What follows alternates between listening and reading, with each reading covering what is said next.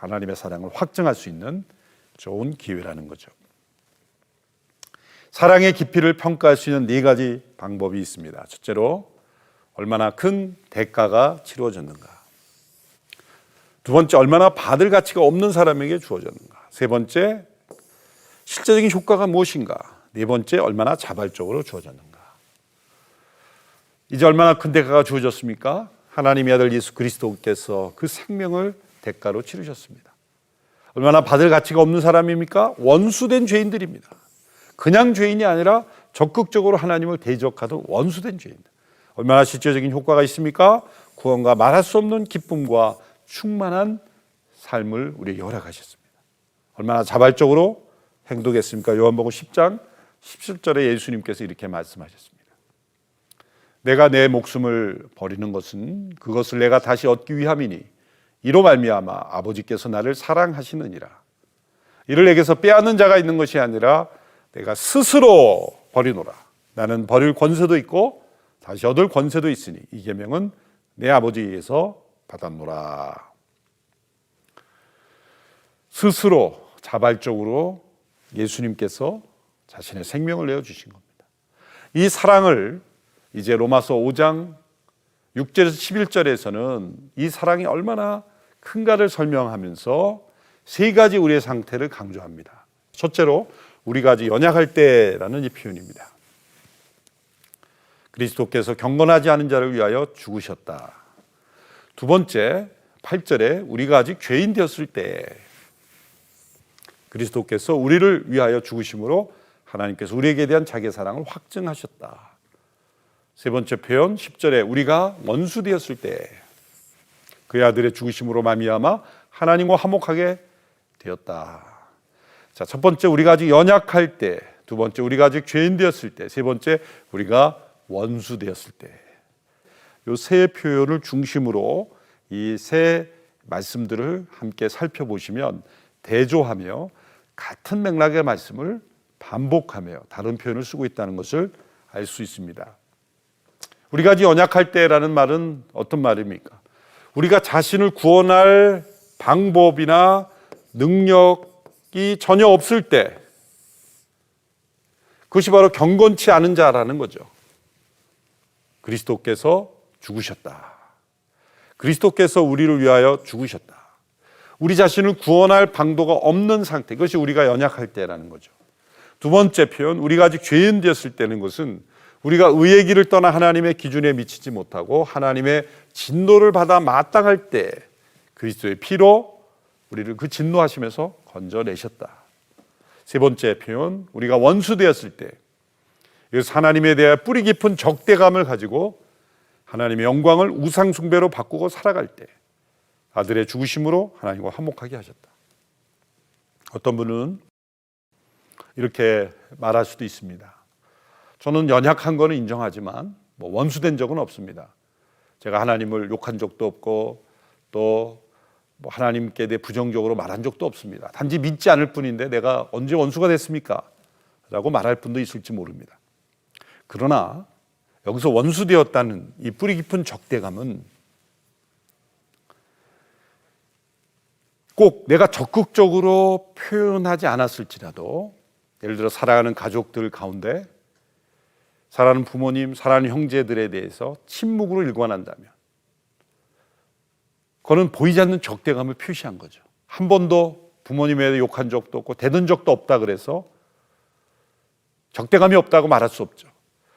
이 적대감은 죄로부터 왔고 이 죄는 우리 스스로 해결할 수 없는 것. 이 상태를 우리가 아직 연약할 때, 우리가 죄인 됐을 때, 우리가 원수 되었을 때라는 표현을 반복함으로 하나님의 사랑이 부어지지 않으면 우리 편에서는 이 문제를 해결할 수 없다는 것을 강조하고 있는 것입니다. 자, 로마서 5장 9절에 11절에서 사도 바울이 그의 서신서에서 자주 쓰는 아포르티오리 논법이라는 게 있습니다. 아포르티오리. 이것은 뭐냐면 수사적인 표현인데요. 만약 전에 인정한 것이 진실이라면 현재 주장은 한층 더 강력한 이유로 진실일 수밖에 없다라는 논법입니다. 그래서 이런 표현들이 나오죠. 그러면 이제 더욱 그뿐 아니라 이제 이런 표현들이 나오는 것은 지금까지의 모든 논증이 사실이라면 이제 앞으로 설명할 것은 한층 더더욱 진실일 수밖에 없다라는 그런 표현을 이제 사도 바울이 자주 쓰는데요. 그 당시에 수사적인 표현으로 인기가 있었던 표현이었던 것 같습니다. 이런 뜻입니다.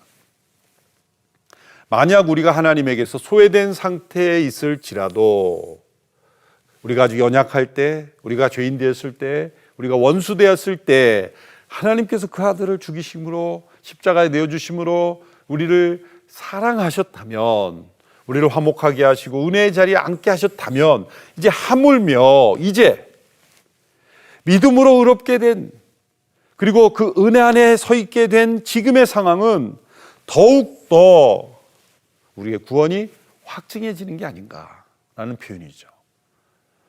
우리가 하나님께 대해 관심도 없고 원수 되었고 죄인 되었고 연약할 때 우리를 의롭다 하시고 우리를 화목하게 하시고 하나님과의 화평, 하나님의 영광을 즐거워하게 했다면, 이제 믿음으로 우리가 의롭게 된 자의 시점에서 본다면 이제 우리에게는 얼마나 큰 은혜가 지금 더 부어지겠는가. 그 하나님의 사랑이 우리에게 얼마나 풍성하게 부어지겠는가. 더욱더라는 이 단어가 중요한 겁니다. 그래서 지금의 구원과 영원한 구원을 내다볼 수 있습니다. 로마서 5장 9절과 5장 10절에서는 이 지금의 구원과 영원한 구원을, 이 구원의 시제를 확장하면서 설명하고 있는 거죠. 지금은 의롭다함을 받았지만 이제 영원히 우리는 화목을 누리게 될 것이다. 지금은 그의 피로 구원받았지만 영원히 우리는 그의 아들의 죽으심의 그 은총 속에 살아갈 것이다.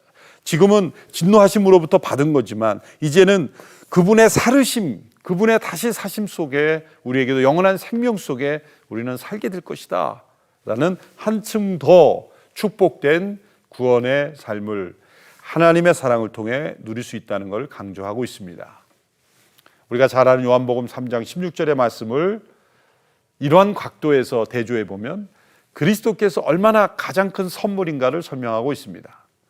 하나님이라는 것은 가장 큰 사랑, the greatest lover라는 거죠. 세상을 가장 큰 대상, 단체에 대하여 이처럼 사랑하사 가장 강한 수준으로 독생자를 가장 큰 선물 주셨으니 가장 위대한 행동, 저를 가장 큰 매력, 믿는 가장 단순함, 믿는 자마다 가장 큰 기회, 멸망하지 않고 가장 큰 약속, 오히려 가장 큰 차이, 영생을 가장 큰 소유, 얻는다 가장 큰 확실성. 그래서 그리스도를 통해 우리에게 주신 모든 것은 가장 확실하고 가장 크고 위대한 하나님의 선물, 하나님의 사랑이 우리 속에 부어진다는 거죠. 이제 단지 우리가 믿음으로 의롭게 되었을 뿐만 아니라 현재 우리의 구원받은 자의 삶은 믿음으로 하나님과의 화평을 누리며 하나님의 영광을 바라며 하나님과의 사랑이 부어져서 이 위대한 사랑 속에 능력 있게 살아갈 수 있다는 거죠. 오직 믿음으로 산다는 것은 이 하나님의 능력을 체험하며 살아가는 삶이라는 내용을 이제 5장 1절에서 11절의 말씀을 통해 주어지고 있는 것입니다.